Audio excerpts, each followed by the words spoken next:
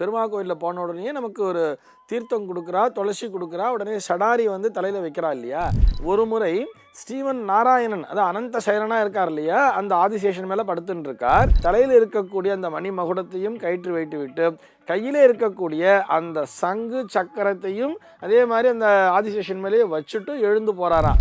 இந்த நேரத்திலே இந்த சங்கு சக்கரம் ரெண்டு என்ன பண்ணித்தா, அந்த பாதுகைகளை பார்த்து எள்ளி நகையாடின அப்படின்னு சொல்றார். இந்த பாதுகை சொல்லித்தான், நீங்க வேணா பெருமாளினுடைய கையிலே இருக்கலாம், ஆனால் உங்களை தழுவுகின்ற பாக்கியம் பக்தர்களுக்கு கிடைக்காது. இந்த பாதுகைகள் பெருமாளிடம் முறையிட்டனவாம்.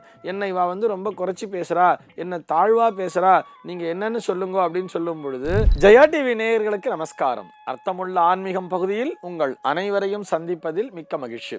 இன்னைக்கு நம்ம என்ன பார்க்க போறோம் சொல்லி பார்த்தோம்னா, பெருமாள் கோவிலில் ஷடாரி சாற்றுவதன் மகத்துவம் என்ன, அதனுடைய தாத்பரியம் என்ன அப்படிங்கிறத பார்க்க போகிறோம். பெருமாள் கோயிலில் போன உடனே நமக்கு ஒரு தீர்த்தம் கொடுக்குறா, துளசி கொடுக்குறா, உடனே சடாரி வந்து தலையில் வைக்கிறா இல்லையா, இதனுடைய தாத்பரியம் என்ன அப்படிங்கிறத தான் பார்க்க போகிறோம். இதை வந்து நம்ம ரெண்டு விதமாக பார்க்கலாம். புராணோக்தமாகவும் பார்க்கலாம், தத்துவார்த்தமாகவும் பார்க்கலாம். முதல்ல வந்து புராணத்தில் நம்ம எடுத்துட்டோம்னா, புராண கதை எப்படி சொல்கிறது அப்படின்னு சொல்லி பார்த்தோம்னா, ஒரு முறை ஸ்ரீமன் நாராயணன், அதாவது அனந்த சைரனா இருக்கார் இல்லையா, அந்த ஆதிசேஷன் மேலே படுத்துட்டு இருக்கார்.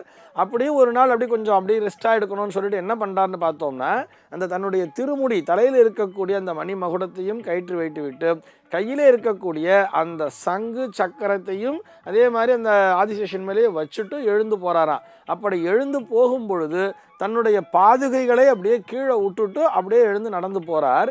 இந்த நேரத்திலே இந்த சங்கு சக்கரம் ரெண்டு என்ன பண்ணித்தா, அந்த பாதுகைகளை பார்த்து எள்ளி நகையாடின அப்படின்னு சொல்கிறார். பார்த்து அப்படியே ஒரு மாதிரி சிரிச்சாளா, பாத்தியா நீ என்ன இருந்தாலும் உனக்கு வந்து ரொம்ப பெருமை எல்லாம் கிடையாது, நீ கீழே தான் இருக்கணும், நாங்கள் தான் மேலே உட்காந்துட்டு இருக்கோம் அப்படிங்கிற மாதிரிலாம் இவ வந்து அவரை பழித்து பேசுகின்றன. அந்த பாதுகைகளை பார்த்து இந்த சங்கும் சக்கரமும் பேசுகிறதா. இப்போ இந்த பாதுகை சொல்லித்தான், நீங்கள் வேணால் பெருமாளினுடைய கையிலே இருக்கலாம், ஆனால் உங்களை தழுவுகின்ற பாக்கியம் பக்தர்களுக்கு கிடைக்காது. பெருமாளை சரணடைகிறார் அல்லவா, வந்து அப்படியே காலை தொட்டு நமஸ்காரம் பண்ணுறா, அவர்கள் எல்லோரும் என்னை தழுவி விட்டு செல்கிறார்கள் அப்படின்லாம் கூட இந்த பாதுகைகள் சொல்லி சமாளித்து பார்த்துதான். என்ன சொன்னாலும் இவர்கள் வந்து நாங்கள் தான் ஒசத்தி, நீ வந்து கண்ட இடத்துலையும் போயின்னு இருக்க, நீ என்ன இருந்தாலும் நீ தாழ்ந்தவன் தான் அப்படிங்கிற மாதிரி அந்த பாதுகைகளை ரொம்ப குறைச்சி பேசின்றது தான் இது ரெண்டும். இந்த சம்பாஷணை போயின்னு இருக்கும் பொழுது பெருமாள் உள்ளே வந்தாராம். இந்த பாதுகைகள் பெருமாளிடம் முறையிட்டனவாம். என்னை வா வந்து ரொம்ப குறைச்சி பேசுகிறா, என்ன தாழ்வா பேசுகிறா, நீங்கள் என்னன்னு சொல்லுங்க அப்படின்னு சொல்லும் பொழுது, இதற்கான பதில் ராமாவதாரத்தின் போது கிடைக்கும் அப்படின்னு சொல்லி அவர்கள் பேசியது தவறுதான், அவர்கள் அதற்கான தண்டனையை கண்டிப்பாக அனுபவிப்பார்கள், இந்த கர்ம வினையை அவர்கள் அனுபவித்துத்தான் தீர்க்க வேண்டும் அப்படிங்கிறதையும் சொன்னாராம். அப்படியே இந்த ராமாவதார காலம் அப்படிங்கிறது வர்றது, இந்த சங்கு சக்கரம் இரண்டும் தான் பரதனாகவும் சத்ருகணனாகவும் பிறந்தார்கள் அப்படிங்கிறத நம்ம படிச்சிருக்கோம் இல்லையா. ஆக பரத சத்ருகணர்களாக இந்த சங்கும் சக்கரமும் பிறப்பெடுத்தெடுத்து இப்போ பார்த்தோம்னா கைகேயினுடைய வரத்தின் காரணமாக ராமபிரான் வனவாசத்துக்கு போயிடுறார். இப்போ பரதன் என்ன பண்ணுறார், ஓடி போய் அண்ணாவை கூப்பிடுறார். நீங்கள் தான் வந்து ஆட்சி பண்ணணும்னு கூப்பிடும் பொழுது நான் வர இயலாது அப்படின்னு சொல்கிறார். அப்போ நீங்கள் எனக்கு ஏதாவது ஒரு இது பண்ணியே ஆகணும், என்னால் போய் ஆட்சி பண்ண முடியாது, நீங்கள் உட்கார வேண்டிய சிம்மாசனத்திலே நான் நிச்சயமாக அமரமாட்டேன்னு சொல்லும் பொழுது ராமபிரான் என்ன பண்ணுறார், அந்த பாதுகைகளை கொடுத்து இதனை கொண்டு போய் வச்சு நீ ஆட்சி பண்ணிக்கோ அப்படின்னு சொல்லும் பொழுது அந்த பாதுகைகளை எடுத்து போகிறார் இல்லையா. யார் எடுத்துட்டு போகிறா, பரதன் தானே எடுத்துட்டு போகிறான். இந்த பரதனும் சத்ருகணனும் தான் பெருமாளினுடைய அந்த பாதுகைகளை தாங்கி எடுத்து சென்று அதை கொண்டு போய் வச்சுதானே அதனை சிம்மாசனத்திலே வைத்து அவர்கள் ஆட்சி பரிபாலனத்தினை செய்கிறார்கள். என்ன இன்னமும் ராமாயணத்தில் எப்படி தெரியுமா சொல்றது, ராமராஜ்யத்தை விடவே, ராமன் ஆட்சி செய்ததை விடவே இந்த பாதுகைகள் ஆட்சி செய்த அந்த 14 ஆண்டு காலமானது பொற்காலமாகவே விளங்கியதுன்னு சொல்கிறார். அவ்வளவு மகத்துவத்தை அந்த பெருமாளினுடைய பாதுகைகளுக்கு கொடுத்திருக்கிறார்கள். ஆக அந்த பெருமாளினுடைய பாதுகைகளை தங்கள் தலையிலே சுமந்ததால் இந்த பரத சத்ருக்களினுடைய அந்த கர்ம வினையானது தீர்ந்தது.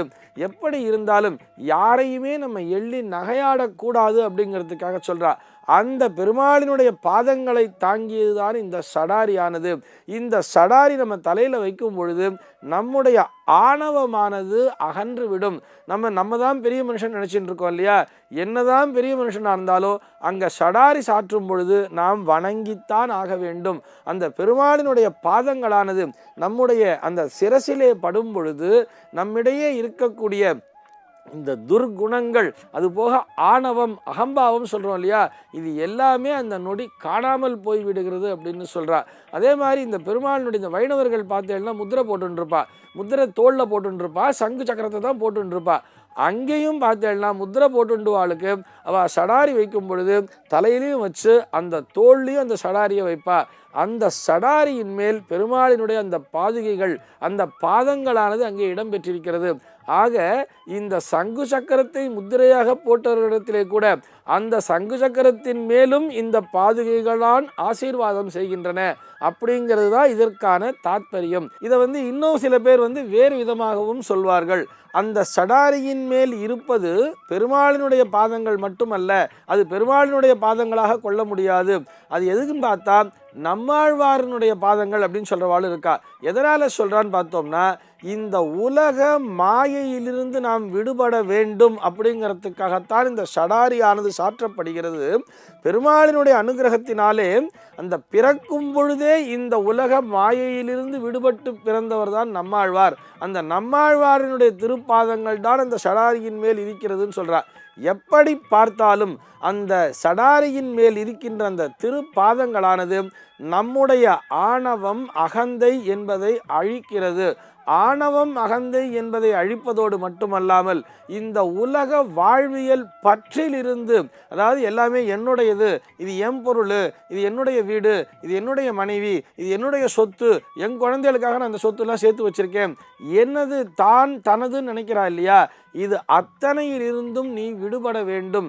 பெருமாளினுடைய பாதத்தை பற்றி கொண்டால் உனக்கு அந்த ஞானமானது கிடைத்து விடும் அப்படிங்கிறதுக்காகத்தான் தலையில் அந்த பெருமாளினுடைய சடாரியை சாத்தரா. ஆக அந்த பெருமாளினுடைய சடாரியின் மேல் இருக்கக்கூடியது நம்ம நல்லா கவனித்து பார்த்தா தெரியும். அந்த பாதுகைகளை வைத்திருப்பார்கள். பெருமாளினுடைய திருப்பாதங்களை தாங்கக்கூடிய அந்த பாதுகைகள் தான் அங்கே சடாரியின் மேலே இப்படி ரெண்டு சின்ன கொம்பு மாதிரி கூட வச்சுருப்பார் மேலே. அதில் கையில் பிடிச்சுண்டு தான் நமக்கு பட்டாச்சாரியார் நமக்கு ஆசீர்வாதத்தை பண்ணுவார். நம்மளும் குனிஞ்சு வாங்கிக்கிறோம் அல்லவா. ஆக அந்த ஒரு க்ஷணத்திலே நம்முடைய ஆணவம், அகந்தை அத்தனையும் அழிகிறது. அந்த க்ஷணம் மாத்திரமல்ல, அந்த மாதிரி சடாரி சாத்திக்கும் பொழுது நம்ம என்ன பிரார்த்தனை பண்ணணும்னு சொன்னால், இதுபோல எப்பொழுதுமே நான் இருக்க வேண்டும், உன்னை சரணடைய வேண்டும். அந்த சரணாகதி, பகவானுடைய சரணாகதிக்குங்கிறதுக்கு ரொம்ப மகத்துவம் சொல்லுவா தெரியுமா. நம்ம இதுக்கும் ராமாவதாரத்தையே எடுத்துக்கலாம். விபீஷண சரணாகதியை பற்றி ரொம்ப பெருசாக பேசுறது. விபீஷண சரணாகதி மாத்திரமல்ல, சுக்ரீவனும் அப்படித்தானே பெருமாளுடைய ஒரு சரணாகதி அடைஞ்சிட்டான் இல்லையா. அந்த மாதிரி சரணாகதி அடையும் பொழுது நமக்கு எல்லா விதமான நன்மையும் கிடைக்கும் அல்லவா. அந்த நேரத்திலே அந்த பட்டாச்சாரியார் நமக்கு அந்த சடாரி சாத்தும் பொழுது நம்ம என்ன பிரார்த்தனை வச்சுக்கணும்னு சொன்னால், பகவானே உன்னுடைய பாதங்களை நான் சிரசிலே தாங்கிக் கொள்கிறேன், உன்னுடைய இந்த பாதங்களை நான் சரணடைவதன் மூலமாக எனக்கு எப்பொழுதுமே இந்த அகம்பாவம், ஆணவம், அகந்தை எதுவுமே வரக்கூடாது. நான் எனது, இது என்னுடைய சொத்து, இது என்னுடைய பொருள் என்று நான் என்றுமே நினைக்கக்கூடாது. எல்லாமே நீ தந்த அருட்பிரசாதம்தான் என்ற எண்ணமானது என்னுடைய மனதிலே என்றென்றும் நீடித்திருக்க வேண்டும் அப்படிங்கிற பிரார்த்தனை தான் நம்ம வச்சுக்கணும். அந்த மாதிரி பெருமாளை முழுமையாக நம்ம சரணடையும் பொழுது வாழ்விலே நமக்கு துன்பம் என்பதே நிச்சயமாக இருக்கவே இருக்காது. சர்வே ஜனாஹ சுகினோ பவந்து.